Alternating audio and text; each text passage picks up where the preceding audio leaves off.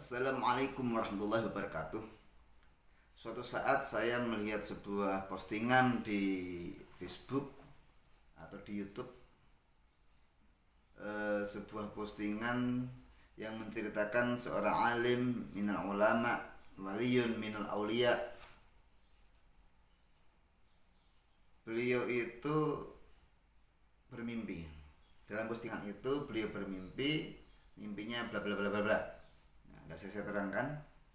Kemudian ada orang yang berkomentar. Komentarnya itu pedes, komentarnya itu tidak enak. Komentarnya begini, gitu orang NU suka mendasarkan pada mimpi, intinya gitu.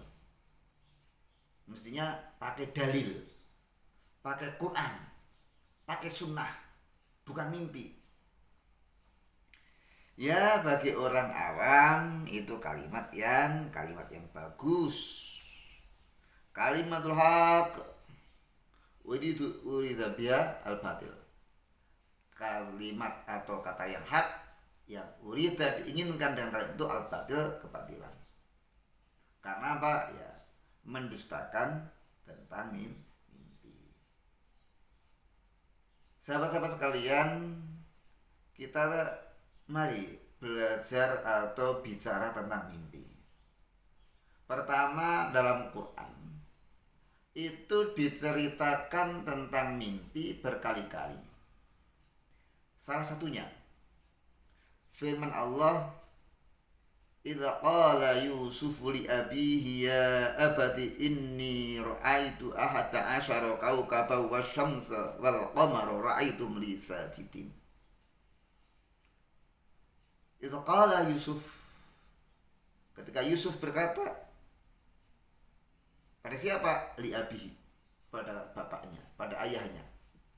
Apa katanya? Ya abati, wahai ayahanda, inni ra'aitu ahada asyara kaukaba. Aku telah melihat 11 bintang. Wasyamsa, matahari, wal qamar, rembulan. Ini melihatnya dalam mimpi.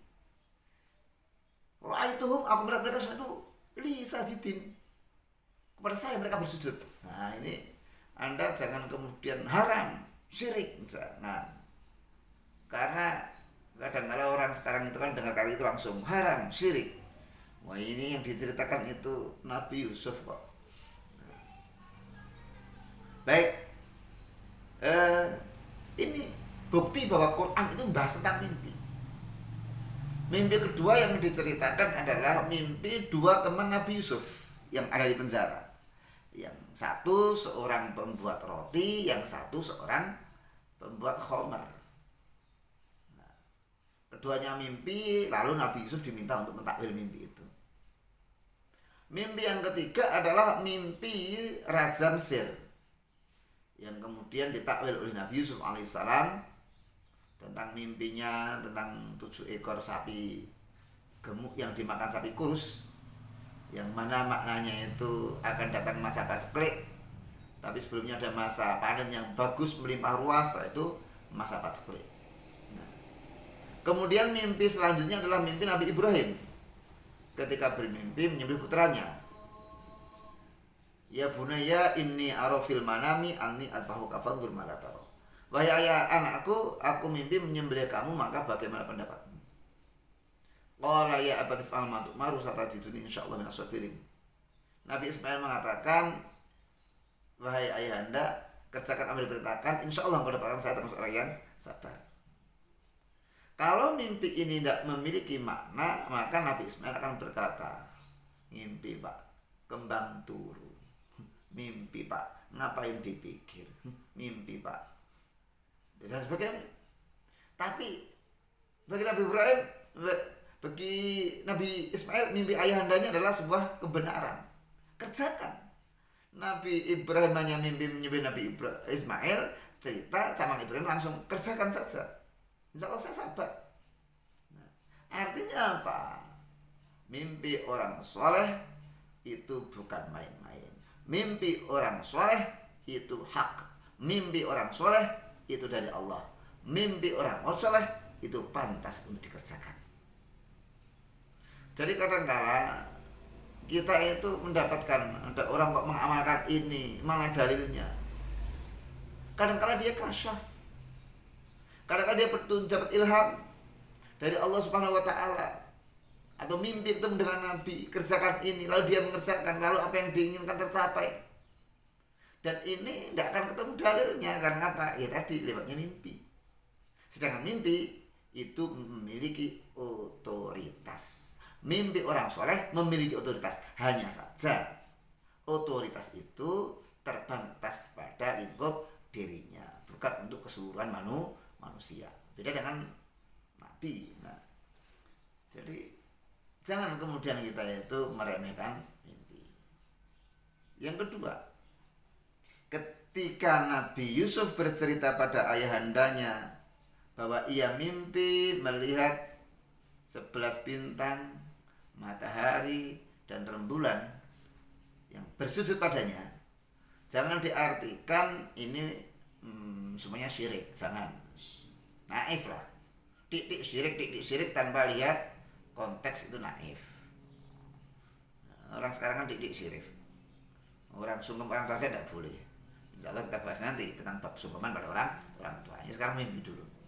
Ketika demikian maka kata Nabi Yakub, ya bunayya la taqsus ru'yaka ala ikhwatika fayakidu laka kaida inna syaitanal insani aduwwum mubin. Nabi Yusuf berkata, ya bunayya anakku, la taqsus ru'yaka, jangan kau ceritakan mimpimu ala ikhwatika pada saudara-saudara, meskipun itu saudara, kakak-kakaknya, jangan dikasih tahu. Kenapa? Fayakidu laka kaida, nanti mereka akan bikin tipu daya pada kamu. Sesungguhnya setan itu musuh yang nyata. Nah, dari sini kemudian kita dihimbau untuk hati-hati dalam menceritakan mimpi. Jangan diobral. Kadang-kala orang suka tidak dapat restu dari pemilik cerita. Yang cerita pada orang tertentu, tapi kadang-kadang orang tertentu tadi bocor. Nah, oleh karena perlu hati-hati. Anda jangan suka ngobrol cerita tentang mimpi. Kembali. Oleh karena itu, kalau kita berkata Quran hadis itu ya bukan ayat-ayat bunyinya saja, tapi muatan-muatan yang ada di dalamnya. Dan nyata bahwa dalam Quran itu mimpi itu memiliki otoritas. Mimpi itu memiliki nilai. Mimpi itu memiliki makna. Bahkan kalau kita kembangkan lagi pada kitab-kitab tafsir, bukan hanya mimpi anbiya, bukan mimpi mursalin saja, bukan mimpi sholihin saja yang dibahas. Sampai pada mengapa Namrud kemudian ingin membunuh semua bayi laki-laki. Mengapa Fir'aun ingin membunuh semua bayi laki-laki. Itu juga didasarkan pada tafsir mimpinya orang-orang mereka. Tafsir mimpi orang-orang percayaan Namrud, tafsir mimpi orang percayaan Fir'aun. Jadi ya akhirnya mimpi lagi. Mimpi begini. Oh, besok Anda akan ditumbangkan oleh seorang pemuda dari Bani Israel. Loh. Fir'aun percaya. Lalu nyuruh semua orang untuk mengawasi setiap wanita yang hamil. Loloslah ibu Nabi Musa, tidak diketahui. Begitu Musa lahir, masukkan dalam peti, hanyutkan di sungai Nil. Yang nemu malah keluarganya Fir'aun. Ini kan dari mimpi. Fir'aun ketakutan seperti itu. Namrud ketakutan seperti itu.